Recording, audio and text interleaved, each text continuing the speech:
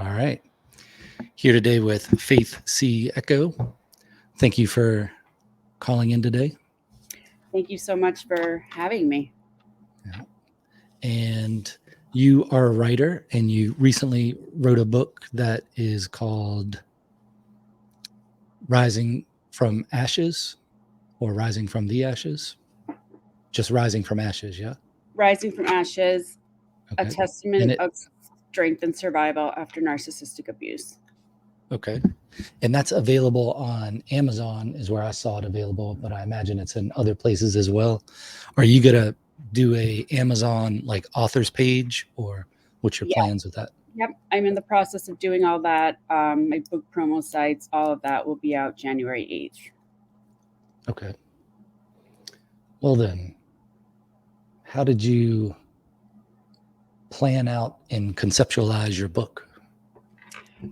Well, I was in a 4-year relationship with a malignant narcissist, and I had absolutely no idea what was going on. People sort of throw the term narcissist out there like an egotistical person, and it just goes so much deeper than that. There was a lot of emotional abuse, psychological abuse, almost physical abuse, and I had no idea what was going on. And slowly, when I started to understand what was happening, I was able to make my escape at 3 in the morning with my young son and get a restraining order. So my entire experience just woke me up to how much people need to understand what this disorder is and how damaging it is and how it completely self erodes us. So I just really wanted to get my message out there. It took me 2 years to write the book because I just wanted to make sure that I really put everything down on paper. There's a ton of resources, a ton of information. It was extremely therapeutic to write my book. It was also extremely re-triggering. So many days I had to step away from writing and then I would come back to it. So I think that's why it took me 2 years, but I'm just really, really happy to have my story out there so that I can be the voice of so many people who are going through the same abuse and don't understand what's happening. When you thought about writing a book about it, how was that after you were already out of the situation, or were you Yep. thinking about that before? No, I was so zombie like while I was with this person. So it was until after I got out of the relationship and like a month after I was trying to get my life back together. And then I just kept thinking something like this really would have helped me when I was going through it. So it's been a process. Had you, when you were in the situation, did you look at other books about it or do research to figure out what was going on, or how did Abs- that yes, happen? absolutely. Somebody had told me about narcissistic personality disorder. So I just scoured the internets, listened to a gazillion podcasts. I read so many books and blogs, and I really feel like I got my PhD in narcissism after all the research I did. Because they say knowledge is power. So I accumulated as much as humanly possible. When you were organizing the book, how did you go about doing that? Did you use like a mind map, or did you do outlines, or use a separate program? Yep, I did a huge brain dump and sort of put it into a mind map, and then I started my outline. It was very hard for me to go in order because I was kind of all over the place. So I started Hmm. with the ending first, and then I jumped to the beginning and then to the middle. And so next time I know how to be more organized, because whenever I got ideas too, I would just write them down. So I still have papers scattered all over the house of when ideas would hit me. Yeah, and I say that a lot. That's the difference between a writer and not, is you write the things down that you think about, and then later you can arrange them. Have you ever written before? I got my degree in writing. So I did newspaper articles, and I just wrote for myself because I love it. So, but this is like my first published book. Is a degree in writing, is that like journalism or what In creative do you writing. have? Just create? Okay, Hmm. that's good. Then, did you find that writing this book was different than the other writings you've done before? Like just the way Absolutely. you thought about it? Absolutely. This one was extremely raw and vulnerable, and like I just totally put myself out there, and it's something that I'm so passionate about. So it's probably the hardest thing I've ever had to write, but definitely the most therapeutic. So yeah, totally different from other things that I've written. Yeah, I think I've read this before, seen it in some studies that there's part of your brain that does talking and then there's part of your brain that does writing. And one of the things that helps organize your thoughts is writing. So that's why you have a lot of people that say journal about that or write that idea down. Or even if you're mad at someone, write a letter to them and then never send it. But at least it helps you confront your or deal with or see what you're really thinking about it instead of just talking to someone about it. Did, did you find that was the case with this type of writing too? Absolutely. Absolutely. Just whenever a thought came or an emotion came, I would definitely write it back. I definitely wrote a letter to my Mm. ex-boyfriend, and I ripped it up. I didn't send it, but ripping it up was just very empowering and liberating. And I feel like I got it off my chest. What kind of programs did you use for writing, like the actual physical part? Were you using a just Word or did you use another program? I used Word. I'm extremely technologically challenged, so um, it was hard to like do the whole process and then send stuff to my publishers and having to do like Google Docs. And but I feel like I learned a lot, so I feel better about it. When you were sending it to editors, or did you have other people that when you finish a section of it or a draft of it, that you would get someone else to read it to say, if they understand it or if it's tracking with the story or anything like that? Did you have like an ideal reader? Just my editor. I had two Okay. different editors, and I probably went through the process like 3 times, but I never had like anybody else read it until it was finally out.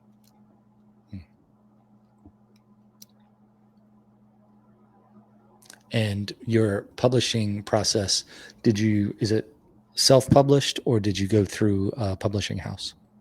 I self-published. I really feel like that might be the way that things go more towards, because I have more creative control and I get to keep the royalties, and I just all the way feel I think it's a better choice to self-publish. I would highly recommend it.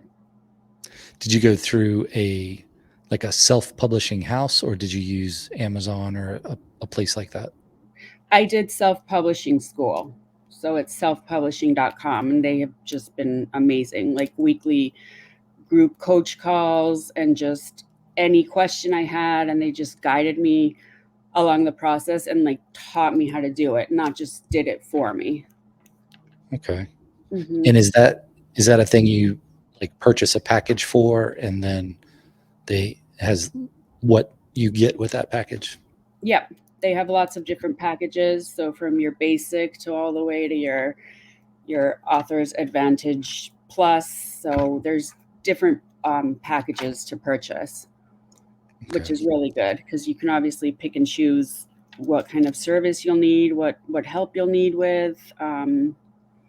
Yeah. That's how I did the first book I wrote was through a self-publishing house like that.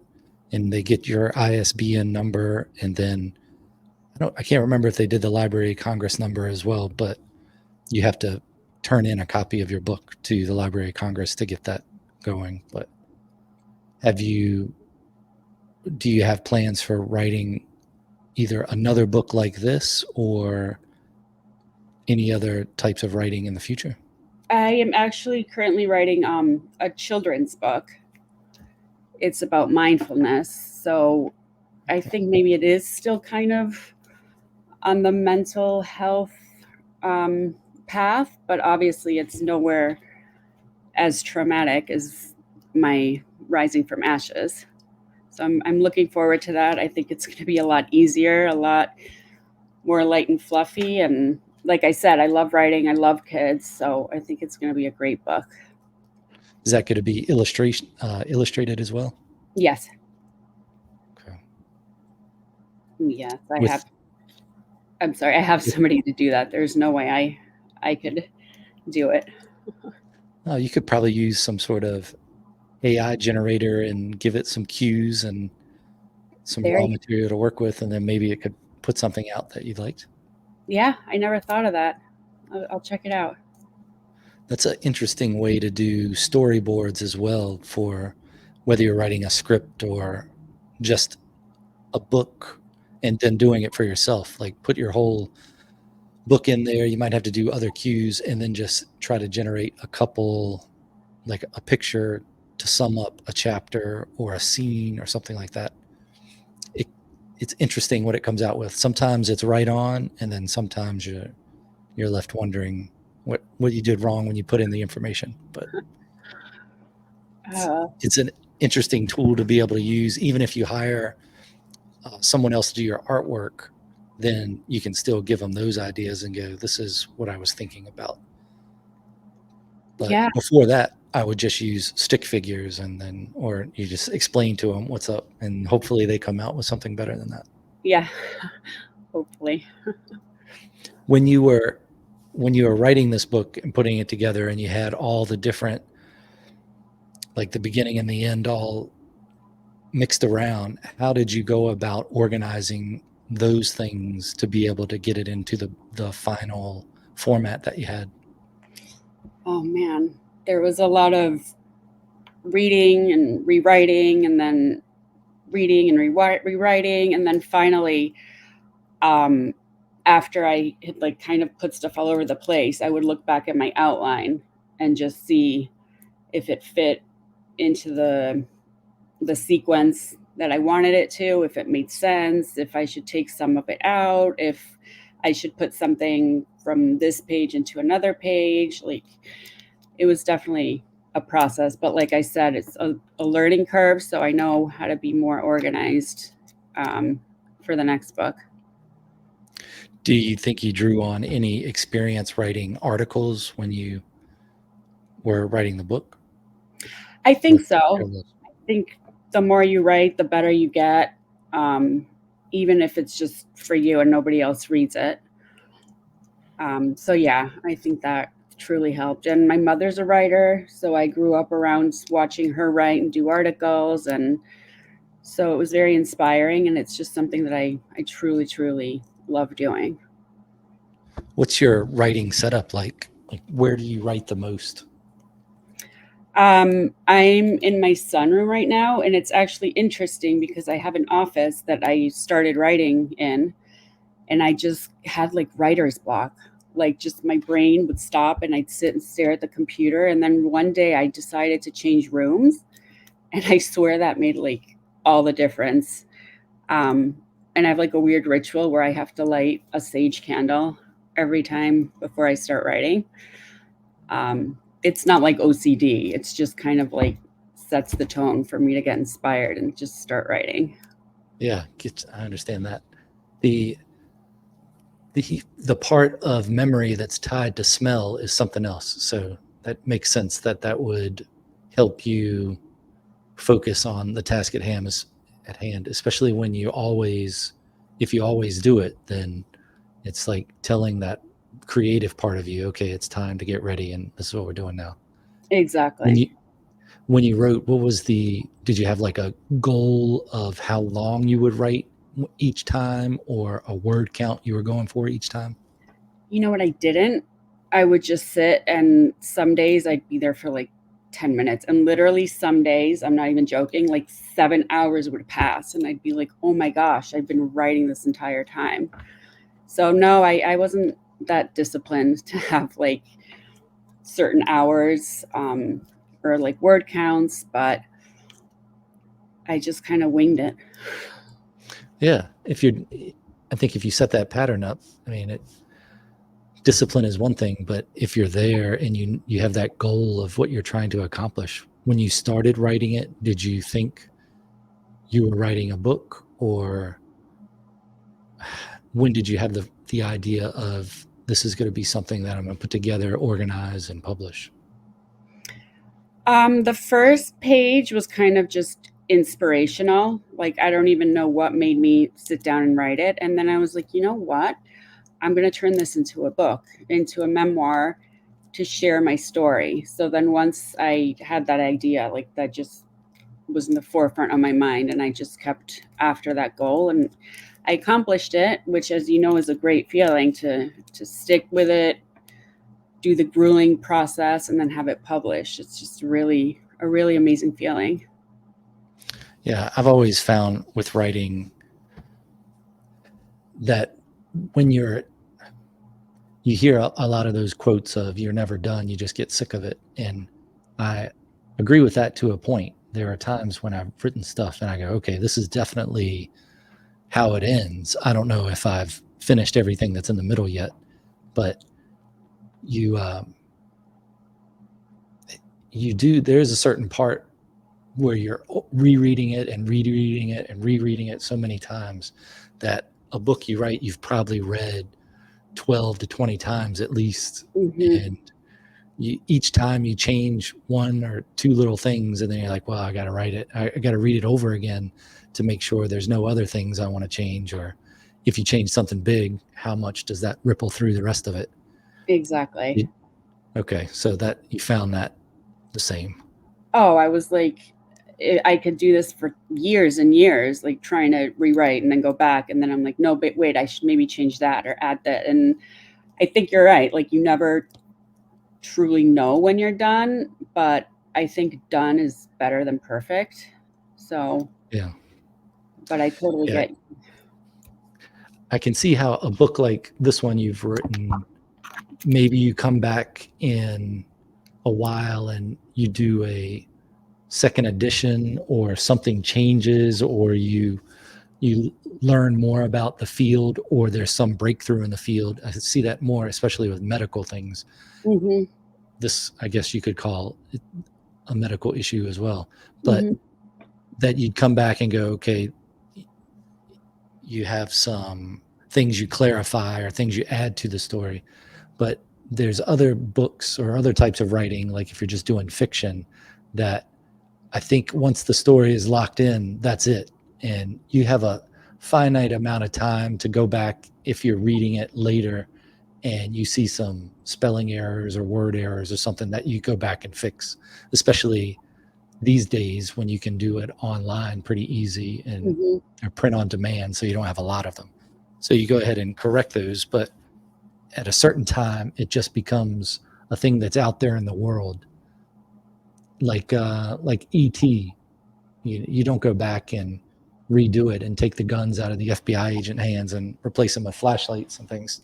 That seems like just move on to the next issue. But with a book that I think is more going to help people deal with the situation in real life, that there's probably that responsibility of, if something else big comes up, that you add to it or change it around somehow. Do you have any ideas, or have you thought about when you would revisit it, or how do you feel about the idea of either adding to the story 5 years later? How would you do that? Would you do just like a second book, or would you amend the first one and have like a re-release of it?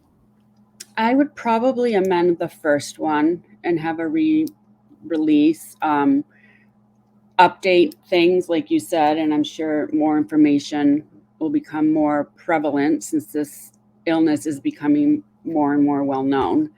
So definitely, I want it as information packed as absolutely possible. So yes, absolutely, I would probably further down the line add to it. For the public side of the book, do you see it as two separate stories, like the personal side for you, and then I guess the teaching side of it that talks about narcissism and how to deal with it, how to spot it? Do you see those two separate lines in your book, or when you were writing it, did you think about intertwining them, or how do you think about that? Definitely. Yeah. I thought about intertwining them. And then just as I wrote about my experience and what I learned during that moment, then I would like weave it into the story. So the whole book is like a tapestry of both educational things as well as my personal experience. What's the process you've gone through so far since the release of it? Have you had family members see it, and what kind of reception have you gotten? I've gotten great reviews. I've put it out there, a bunch of friends and family, and um, they really have liked it. I don't think it's just because they feel they have to tell me that because I'm their family or their friends. And I've done a bunch of podcasts and just trying to promote it as much as I can. Okay.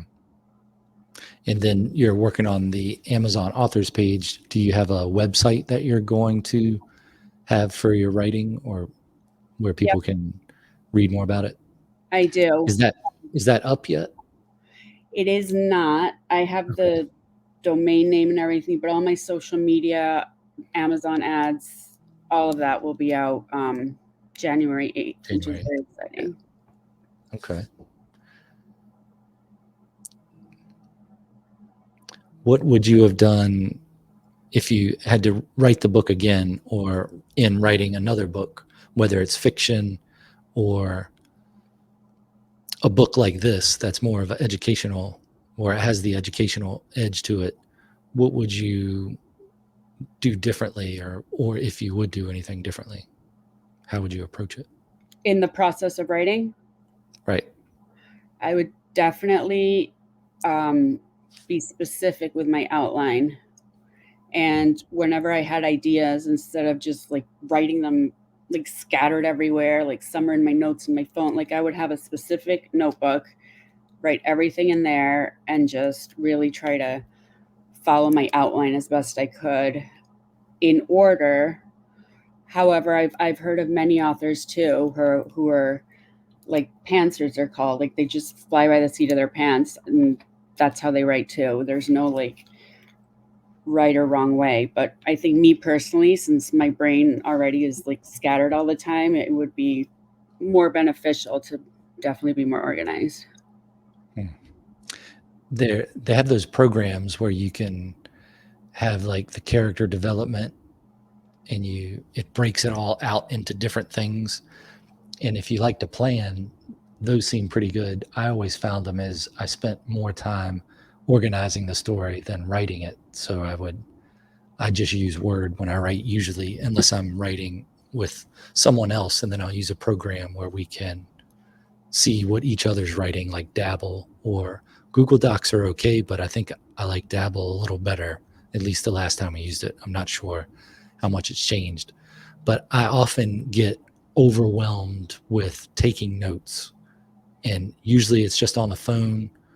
Sometimes it's handwritten notes too, Mm-hmm. because when those ideas hit you, you got to write them down. And it Mm-hmm. might not be for the same story, it might be something else.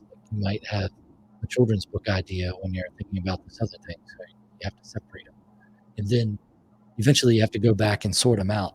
And one of the best ways I've found to do it, especially when they're digital, because moving them around on the screen is not always that easy. I like to be able to, you know, I think it's easier if you had it written down. So I would just print out the whole notes from the phone. And it's amazing how many pages that is when you Yeah. print it out. Uh-huh. And you end up with like 20 pages of notes. So then I would look at them and cut the actual paper into strips by the little whatever it was, whether it's a idea of somebody's quote, or it's an idea for a scene, or whatever it is, a description. And then I'd arrange them in those, and I'd have a pile of quotes, a pile of scene things, a pile of whatever other designations there are. And then it made it easier because you take your outline and go, all right, this is how I think my book's going to go. So I have however I tracked my book. And then I can break up those little piles. So you take that big insurmountable thing of 20 pages of notes on your phone, and then you can come back to it whenever you want to, and you just go through that pile. And if it's a pile of quotes, then you have your different characters, and you just put those quotes in whatever character you thought was going to say that. And then you can write that scene more easily with it organized like that. That is a fantastic idea. Yeah, that's worked pretty well for me. I am definitely going to do that. That's a really great idea. And sometimes when you get it into whatever your group and your subgroup and you have them out, sometimes it's good to tape them to a piece of paper because there are all these little pieces of paper everywhere. So you're like, okay, now I got to tape them in order. You can still move them around, but at least it's easier to deal with. And then you don't have to worry about losing them. And the notes in your phone, if you printed them all out and dealt with them that way, then I would just either email those notes to me and then put them in a folder that just said writing. So that takes away that fear of, what if I forget those things? What if something happens to this hard copy? Mm-hmm. At least you have that and it's emailed. But it's oftentimes, especially working with quotes, that I think that one character said it, and then you're like, well, what if this character said that? And it's just so easy to move over and arrange a conversation. And if you ever get to that point where you feel like, I don't know what to write about today, or I'm not sure how to start this next section, you just start on a different section. So you don't have to write that book in order. Mm-hmm. It's nice to think in order. It would be interesting to be able to sit down and just start typing and you do your book from first page to last page. Yeah. There's probably people that do that. I'm not one of those people, but those are the interesting things you learn when you're trying to figure out how to organize your thoughts.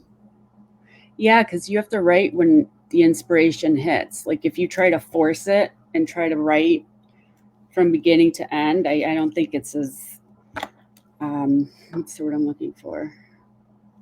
It doesn't come out as genuine and as well as it would when you're like in the moment when the inspiration strikes. Yeah. Have you read many books on writing with your not science fiction, but your creative writing formal education? Have you looked at any other things like Stephen King's On Writing or Bird by Bird by, I can't remember what her name was, but there's a bunch of books about writing. You know what? I have not. I love movies, like when you see like Misery, when the guy's like a frustrated writer, or the movie Secret Window with Johnny Depp, like or even The Shining. Not to say like all horror movies, but I do enjoy movies like that, watching writers and the struggle of writer's block, and then the gratification of finishing something that you started writing. Yeah, I found after I started writing that I would look at TV and shows or motion picture stuff differently, and also read books differently, just because you're used to trying to solve those problems when you're writing. Mm-hmm. And you read something and you go, oh, this means something. I know why it's here, because you actually do. When people are like, a writer who wrote a book knows every word that's in there, and it's in there for a reason. Sometimes that seems a bit much to me, but I can see the truth in it, to where you're like, oh, I know why they said that, or that's foreshadowing. And if they didn't put it in there, some editor said, you need to put this in here to introduce this idea before you introduce it here. The Stephen King book On Writing is pretty good. A pretty good book. I mean, you can't deny. Yeah, it's called On Writing. And you can't deny the success of Stephen King. I don't agree with all his ideas, but I mean, how many people in the world do you agree with everything they say? But I Exactly. like his description of the writer's toolbox, and you have all these separate things that you can have in your toolbox to use with writing. So when like you're in that room that you feel like you can't write in, and then you go, I'm going to change rooms. Hmm. That's that's a tool in your writer's toolbox. Is Hmm. let me get a different perspective. Yeah. And then that other one, I've read a few of them, but the two I like the most were Stephen King's On Writing, and then Bird by Bird is the name of the book. And I can't remember her name, but definitely you could look that up on Amazon and find it. The whole idea of that book is it's kind of that, how do you eat an elephant one bite at a time? And she had a report to do when she was a kid about birds, and she waited till the last minute to do it. And then she's before the day before it's due, she has to write this big paper on all these different types of birds. And she's sitting at the table and asks her dad, how am I going to finish this? And he says, bird by bird. So it's a good one. Yeah. That's When you, excellent. when you get overwhelmed with writing, that's what you just have to think about. Yes, that's perfect. What kind of, besides the sage, the burning that, and then doing the different room to write, did you have any other stuff like you would set up to write more comfortably or to get into the mood of writing? Um, One of my favorite authors is Wayne Dyer. I'm not sure if you're familiar with him. He was like a huge mentor to me through his books. Okay. Unfortunately, he's no longer with us, but I had the opportunity of meeting him in Hawaii a few years ago. So I actually have my photo of him and I, which is a great photo. So I put that in front of me. So I feel like he's like guiding me with my writing, and I just look at him and he's like inspiring. So I'm like, it kind of gives me power, so to speak. How often doing writing, or when you're planning on writing, do you start looking at YouTube videos about places where writers write? I don't. I've Oh, never well, done that. that's just me. Where you're like, let's just see what where Whitman wrote, if there's anything on YouTube about that. And then there's all these shorter videos. Thank goodness they're shorter, about different writers introducing you to their writing room. Like they build a shed behind their house and they write in it, or they have a room in their house where they write. It's a new thing for you to distract yourself with when you should be writing, looking at where other people write.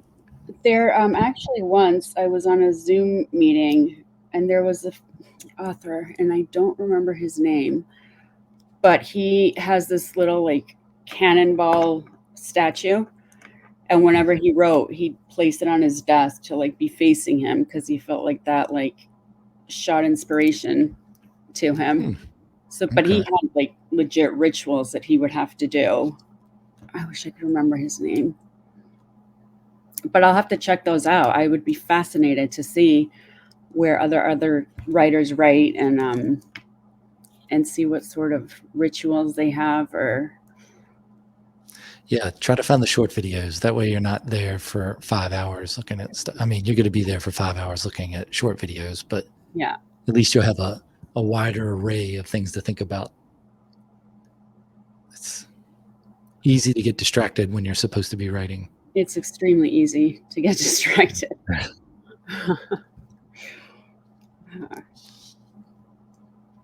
So organizing ideas.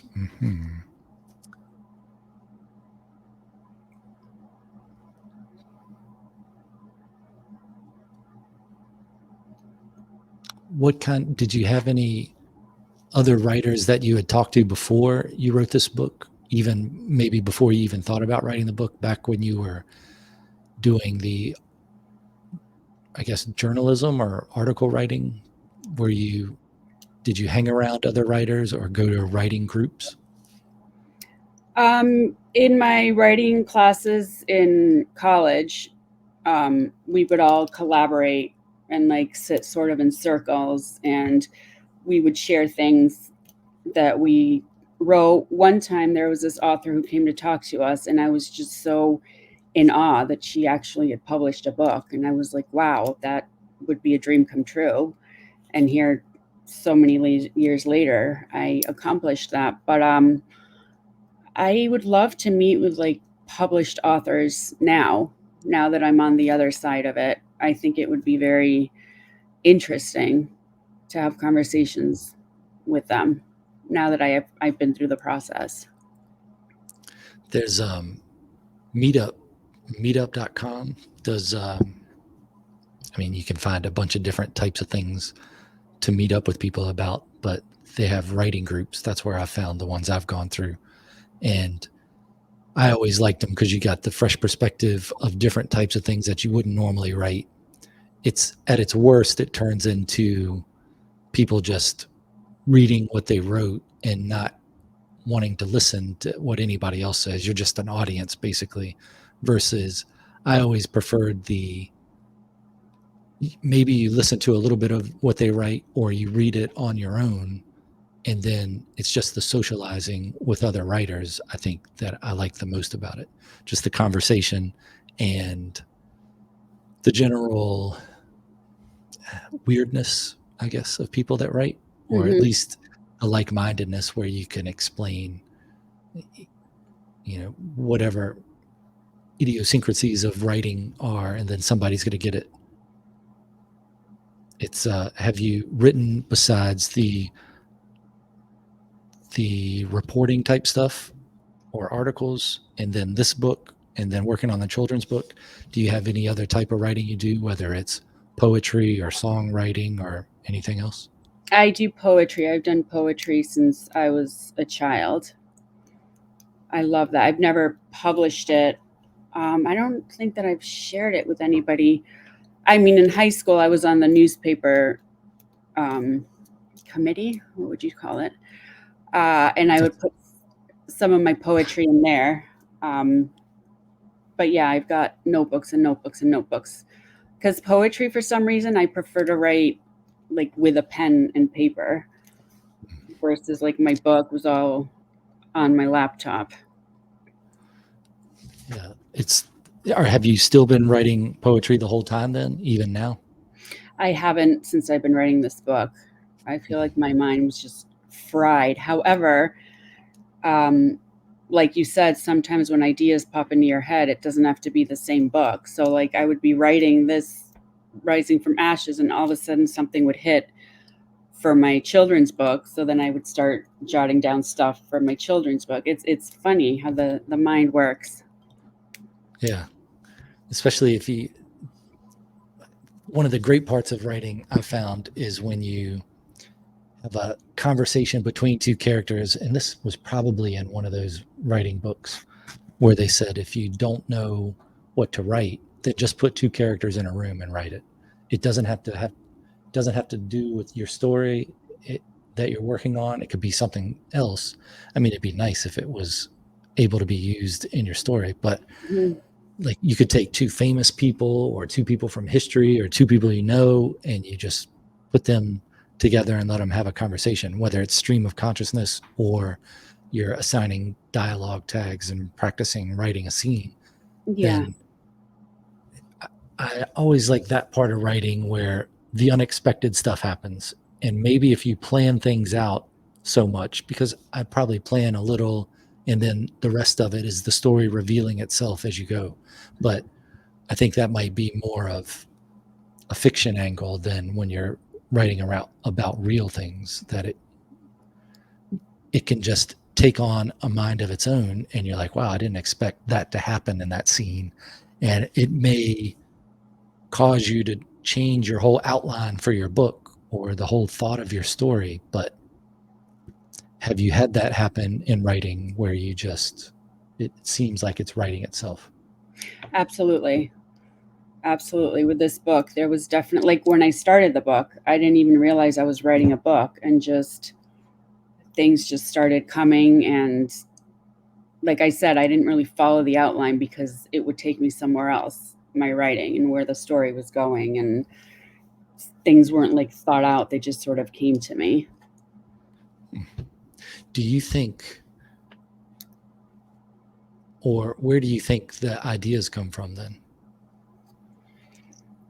Maybe from my subconscious, um, or just all of a sudden, like, memories will pop up, or as I'm writing it, it just reminds me of something, or it sparks something that makes me wanna research it more.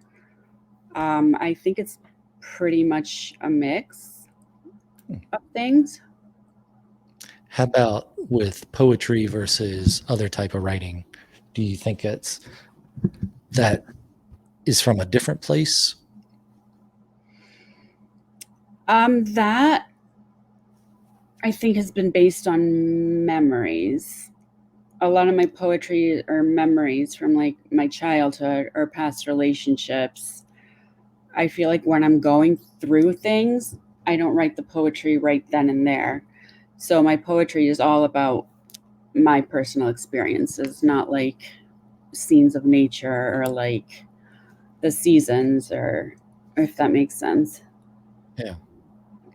It's your mind, I think, dealing with those things, or just like you hear a lot of people say you stuff your emotions and then think about them later, which I agree that's a good way to deal with it sometimes when talking is either not going to work and writing doesn't work, that you just hold on to those for a minute and see how life goes, maintain. In flying they call it aviate, navigate, communicate. So you, first thing you do is fly the plane, then you decide where you're going to go with the plane, and then you talk to air traffic control or whoever you're talking to. And I think that's a great thing for life too, is first you just have to keep it together, keep Hmm. it together, and then you can figure out where you're heading, and then you can talk to other people about it. So I think writing is in there somewhere because it helps you organize your thoughts, and you don't it, writing it down is obviously writing it down, but you can Hmm. also think about it a lot before you write it, and you get that story or that idea bubbling up in your head over and over again to the point where then you wake up in the middle of the night and you have to write it down because it's just there. Like Exactly. you pay Yeah. attention to it enough to where you're like, okay, I've had these good ideas, or these ideas that I thought were good long enough, and I didn't take any action on them. And then I can't remember what they are now. But now I know it's here and I have to write about it. Hmm. And there's something very like calming to finally get it out of your brain and onto paper. So you're like, "Whew, okay, now I can let it go." Yeah. Yeah. And I found with poetry a lot, like when I read books or fiction that I've written, I can remember writing those scenes. And but with poetry, it's more of you could look at stuff written 20 years ago and remember, oh, that's what I was thinking right then. Yeah. And I'm not so sure that people that write journals, like if they write about, write a paragraph every day before they go to bed, are they going to go back and read those things? And really, do you want to? Hmm. But why are you going back and reading those things? I guess is what I would wonder. Like, but with poetry, it's those little pieces of it that aren't so well defined that other people are going to know exactly what you're thinking, but it's that feeling you're getting out. Hmm. That I think that's a little less sad for me. I guess I would feel sad if I was reading about what I was thinking 20 years ago and just every day by day type thing, Yeah. versus trying to experience those feelings. Or oftentimes with poems, you can remember the original thing it made you feel, and then later, however many years later, you look at it and go, "Oh, this is different now. This makes me think about something different." It's still this package of ideas, but I guess that's why it's different. Poetry is different to different people. Yeah. For sure. I completely agree with that. I can go back and look at poetry I've written a million years ago and feel that and remember like what I was going through that made me write that. And Yeah, for sure. I'm not sure why it's either comforting or what. I guess if you had traumatic poetry, it would not be comforting, but at least it would be something where, okay, those are things I felt. Maybe it refreshes the memory and maybe you needed it at that point. Maybe there's some grander power that made you read it when you did and helped you write it when you did. But I do like poetry. I think a lot of people might think that writing poetry is easier than writing a book. And yeah, it's shorter, so it's easier. But Mm-hmm. to make it make sense, to me, poetry comes from a different place than it does when I'm writing a story. It can be a mixture of all those things, your experience, things you've seen, things you've read, things you've thought about, what you've seen other people go through, what you've been through. But then it also seems like it's some other connection. And sometimes I feel like I'm writing as like a antenna or, a transcriber of some other thing's feelings, whether you call it a collective conscience or some other world or whatever, however Mm-hmm. you want to explain it, that I don't get that often with writing a story than what I do when I write poetry. Exactly. It's almost like you're a conduit. Like it's like a spiritual journey that sometimes you don't even know where it came from, but you feel like you're being guided. Mm. Definitely. It's like a deeper, more mystifying almost writing. Yeah. I Yeah. think that's when I wrote more poetry, I am worried less of am I ever going to have writer's block or not be able to put what I'm thinking into words or not have anything to be thinking. That because I felt that connection and I've gone back to it so many times that I was always worried. Like after I finish a poetry book and I'm like, okay, this is done. Now I'm not going to write poetry. I'm going to write science fiction this year. But then you've exercised that poetry part of your brain so much that you're still writing poetry and you're not getting away from it. It's still in your notes. It's Mm-hmm. still when you think about things or you see something and you're like, oh, and you write it down and you're like, well, that's nobody's going to talk like that. That's poetry. So Yeah. it's, it, And it was, I'm sorry. Keep going. go ahead. Go ahead. I said also I find about poetry that I feel like I'm writing for myself. So there's less pressure to like try to get the words right or the grammar right or what are people going to think about it. Like just totally for myself and just not even worry what somebody else might think or Yeah.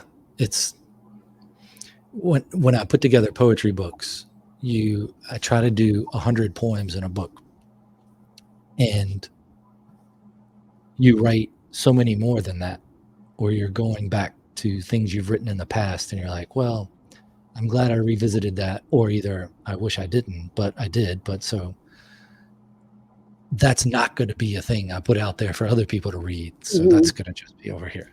And then you Yeah. have the things where for me, I, I guess I haven't thought so much about theme poetry, although when I start writing with the idea of I'm going to try to do a poetry book this year, so I give myself a year to write it, and you try to write 5 to 10 poems a month.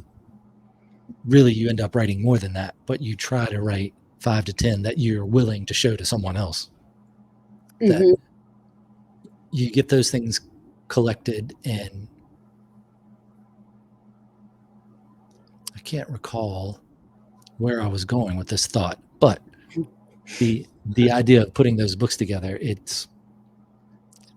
I like that you can always go back to that space in your mind or wherever the connection is to be able to keep writing poetry. It's good. Yeah. With your editors, you said you had two editors. Why is that?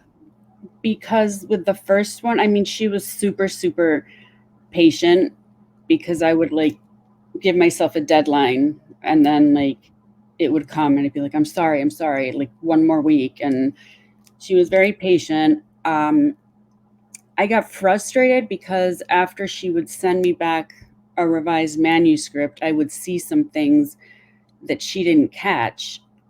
So that happened a couple of times. So that's why I got the second editor, just for a fresh pair of eyes, because I feel like she and I had both read the book so many times that we were just like, no, like to some of the stuff that we just kept reading. So we missed a lot. So this editor was able to finalize it all.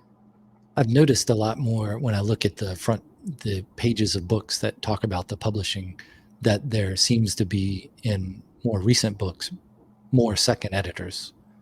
And I wonder if that's the reason. So you didn't just use one and then use another. You used two at the same time? No, I used one and then I used another. And then switched. Okay. Mhm. Do you use like Grammarly or any other type of word processing outside of the regular Word? I did not discover Grammarly until I was done with the process. That probably would have been something great to use. So probably in the future, I'll be using that. If nothing else, it makes you feel good when you get a good grade on Grammarly and you're like, oh, okay. You know, Mhm. you put it in the first time, you're like, man, this is going to be rough. And it's 80 some percent. And you're like, oh, that's not bad. And then as you get better at writing and you put it in, you start to get into the 90s and you're like, that's pretty good. That's pretty good. And then Grammarly hits you up for paying for it so you can get the, more advanced ideas of what you could change. But I think if you get into that 98%, that's pretty good. Yeah. Still, you don't want to have errors in it. And if you have like an ebook, you certainly go back and correct it when you find out that there's an error in it, even after it's published. And I would do that with the same with print copies. If I was using it, I use Amazon KDP for doing books, and Mhm. you can go back and change those as often as you like. That's the good part about that. Yeah, And that is then great. you know what you've changed in different versions of it. And if you ever see a hard copy of your book, you can go, oh, this person got that first time before I fixed that thing or that thing. Mhm. So with your children's book, what kind of, have you set a deadline or accountability to an editor or to someone else that's saying, I'm going to finish it by this time and date? No, but I probably should, so that another 2 years doesn't go Mm. by. Yes, that is. I don't have an editor yet or a publisher yet for that book. I'm still like right at the beginning stages. Is it going to be like a children's book, like a young adult where it's mainly words, or is it going to be like you read it in front of kids and you can read the thing and show them a picture at the same time? Yeah, I'm going to do that, read it for kids and then have pictures there and kind of be like short sentences and maybe make them rhyme a little bit to Mm-hmm. keep their attention. Yeah, so mainly for like preschool, kindergarten age. Nice. That'll be fun. That's one thing I like about having those ideal readers, or those, the people that your target audience is. They kind of represent who you're writing for, and is sending them. I don't usually send them parts of books unless it's a long book and I'm getting discouraged or like, man, this is never going to, I'm never going to finish this thing. That at least you can send them part of it just to see, get a little feedback. So it's not quite like you're just sitting in the room by yourself, even though you're just sitting in a room by yourself. But I don't usually use them to talk about plot issues, like get ideas of what's going to happen. Unless I'm writing a book with someone, then we talk about those things. But it's more of to make sure it makes sense. So if you're off track, you can get back on track. Or also, it's the motivation and the accountability to where you say to a person, I'm going to send you a draft of this book by this time. And now if they're excited about seeing it, that helps too. Hmm. For sure. Accountability and sometimes like being a writer, you feel like you're alone on an island. So it's sort of nice to have those interactions with people, like-minded people, whether they're giving you their opinion, like you said, sending them a little bit of your book, or it's like an editor, or it's like those meetup things you're talking about. It's just Mhm. nice, like camaraderie. Yeah, I like those. There's some people in those meetup groups that I've never read anything they've written, and then there's other people that I've read books by them, and or just heard them in those writing groups. If there's a group where you listen to what somebody's written, that I like that. I mean, sometimes it gets rough because not everybody writes the same way you want to read, but Hmm. it's at least you're there with somebody who's struggling through the same thing you're struggling, and the camaraderie, as you said, is the that's a good part of it. Definitely. And I've been in some writing rooms, they're called, online, where like even if people don't talk to each other or like read each other's things, you can just see them like in the little boxes and there's like classical music playing, or just so that you feel like you're not alone writing. Huh. Okay. Yeah. I think that's might be a little bit of that. Looking at YouTube videos of where people write is it's a Yeah. little bit of that, so you can go, okay, all right, somebody's out there doing the same thing I'm doing. Let's soldier on. Yep, exactly. All right, so your press stuff is coming out on January 8th Yes. for your website and everything. Would you like to put your website title in the show notes so people can go to it? Because this will be, people might watch this after the 8th. So, Sure. That would be great. all right. And then your book's available on Amazon and other places now. Like, I guess you could go to Barnes and Noble and order it if you were inclined to go to Barnes and Noble. Yes, and the ebook will be out January 8th, but the paperback and the hardback, available on Amazon. Okay, great. Do you have any other thoughts or ideas in closing, or anything we didn't talk about that you'd like to talk about? Just a quick question. You said you were on Dabble and you've written, is it hard to write with another person? When I've written 2 books using Dabble, mainly Dabble, and that was 3 or 4 years ago with somebody else. And we started on Google Docs, and the Google Docs just seemed to be a little glitchy and it had a lot of extra stuff that you didn't need when you're writing. So Hmm. the distractions, if you will. And Dabble was just then coming out with a beta for writing with somebody else. So the person I was writing with, I guess, knew somebody at Dabble, and they were able to get the version where you could, in real time, when the other person's typing, if they're logged in and you're logged in, you can see them typing. And then it puts notes beside, you can put notes in. And it also has a thing that organizes the chapters, but you could also just type straight through. And I'm pretty sure Dabble has a permanent version of that now, because I think when we were writing those books, it became permanent. And I can't remember how much it cost for. It's probably less to get for a year. If you're writing with someone else, it's worth it. I think it's worth it. Hmm. It's easier than sending back a Word document back and forth. And if you're writing a little thing with somebody else, sure, do that. But this one, the way we did it, we talked about what we were going to write, like the basic view of this is the story, this is where it's going. We put the chapter titles in when we knew what they were. And if we knew how long of a book we wanted to do, we would just say, okay, this one's going to have, for right now, 8 chapters, and we'll just see how it goes. And then one person would write a chapter, the next person would see it, read it, and then write their chapter. And it's less trying to blend 2 books together, because you're writing it at not maybe the exact same time, but close enough to where what that person wrote is woven into what you wrote, and what you wrote's woven into what they wrote. and then you can go back later and make it even better, Mhm. putting all those foreshadowing things in there that you need, or just changing the little tweaks, big tweaks, whatever. And I really liked writing with someone else because it's different, and it makes you, I think it makes you a better writer, but it also makes you want to write on your own more too, I found. Yeah.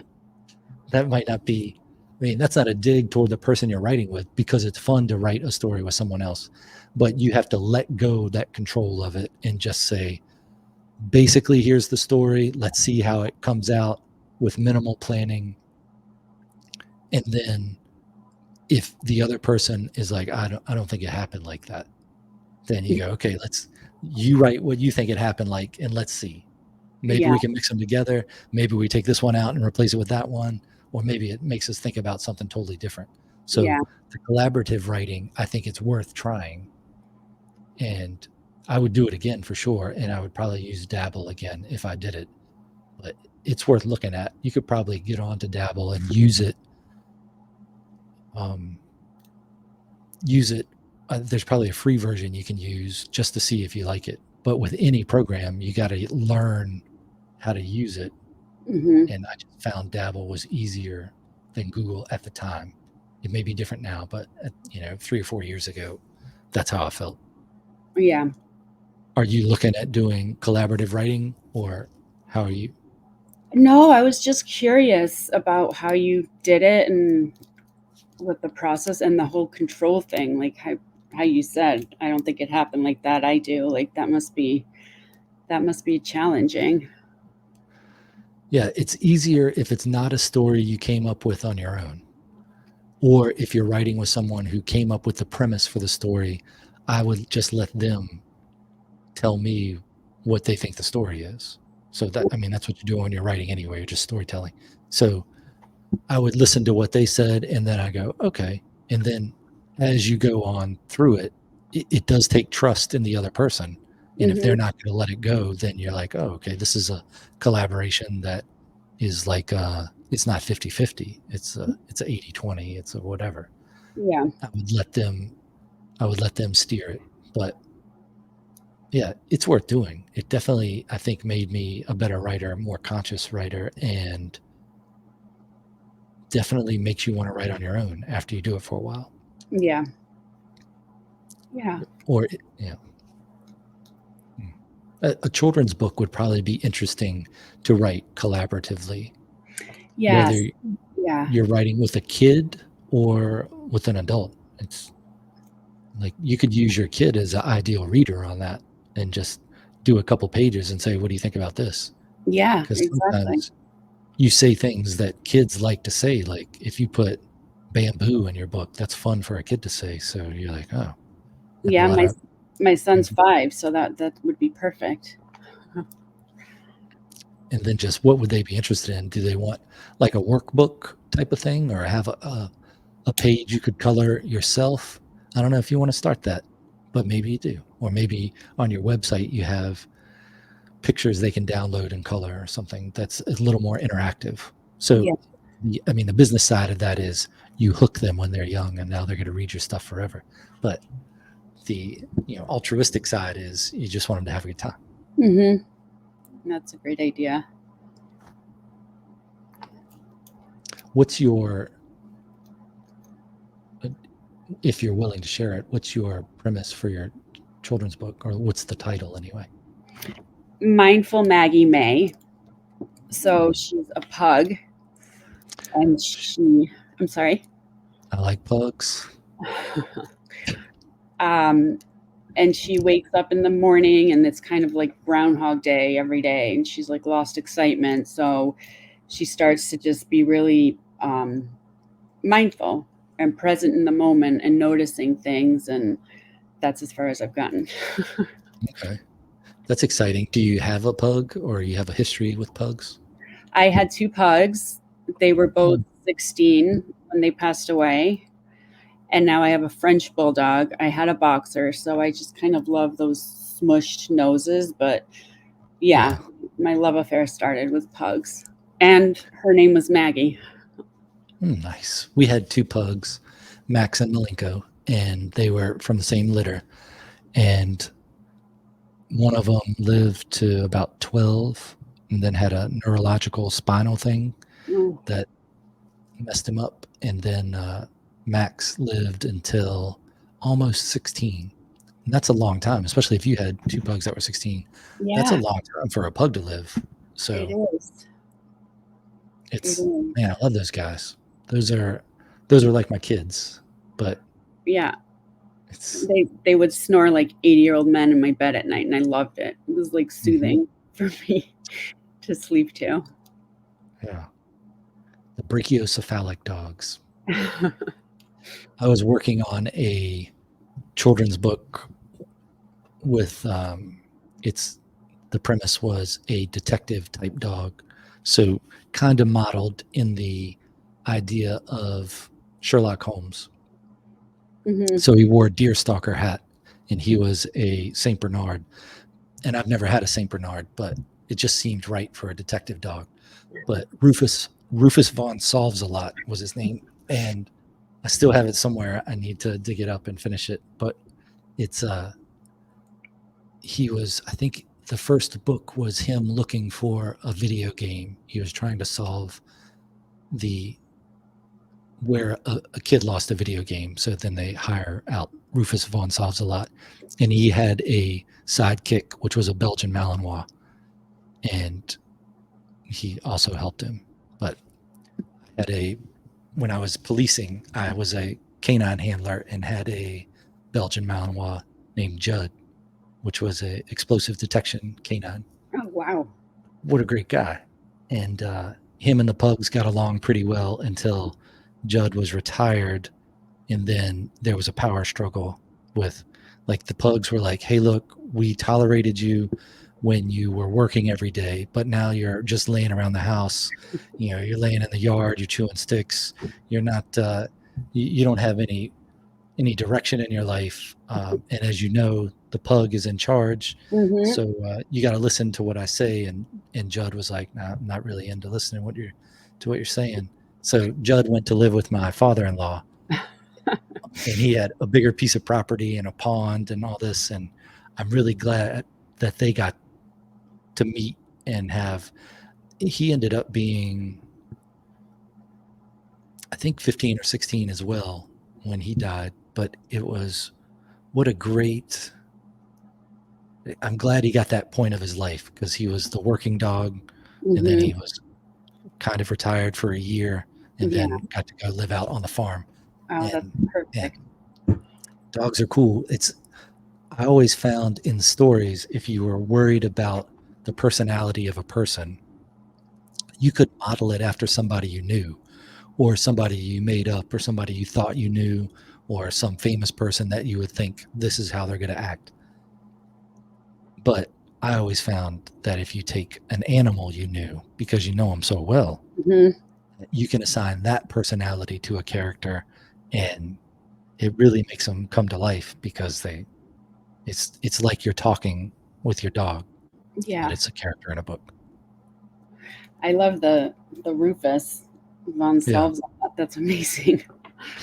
I had I had a website planned out for him and everything with a bunch of like detective activities. So I have to go dig that up and see how far along it was. But yeah, Sounds great. it's a good one. So your book's out. People can buy it. Hmm.